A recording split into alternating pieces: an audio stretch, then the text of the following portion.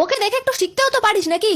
ও পারলে তুই পারবি না কেন? হ্যাঁ, ও করছে বলে এমনি তোকেও করতে হবে? হ্যাঁ, ও যদি স্কুলে সামনে তুই দিবি, ও করছে বলে এমনি তোকেও করতে হবে? হ্যাঁ, আরে অত লোকের কথায় কান দিয়ে কোনো লাভ নেই, লোকে তো বলবেই নাকি? অত লোকের কথা শুনলে হয় কি?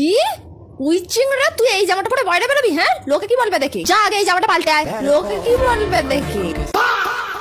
আরে কপালে যা লেখা আছে সেটাই তো হবে নাকি? অত চিন্তা করছিস কেন? ষাঁড় পোকা জানোয়ার মেয়ে একটা, কপালের ভরসায় বসে আছে।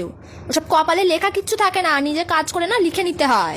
কপালে লেখা কিচ্ছু থাকে না, নিজে কাজ করে না লিখে নিতে হয়। আরে এটাই তো ঘুরে বেড়ানোর বয়স, এখন ঘুরে বেড়াবি না তো কবে ঘুরবি? ঘুরতে যাবে ও ছাড় পোকা, আবার বন্ধুদের সাথে ঘুরতে যাবে?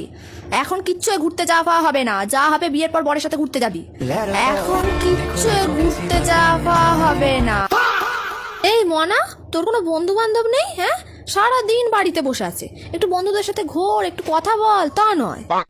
এই কখন বাড়ি ফিরবি তুই? হ্যাঁ, বাড়ি ফেরার নাম নেই। হ্যাঁ, সবসময় বন্ধুদের সাথে হই হই করে বেড়াবি। অত বন্ধু বন্ধু করিস কেন সবসময়? হ্যাঁ, বাড়িতে থাকা যায় না দুদণ্ড? অত বন্ধু বন্ধু করিস কেন সবসময়? হ্যাঁ, বাড়িতে থাকা যায় না দুদণ্ড?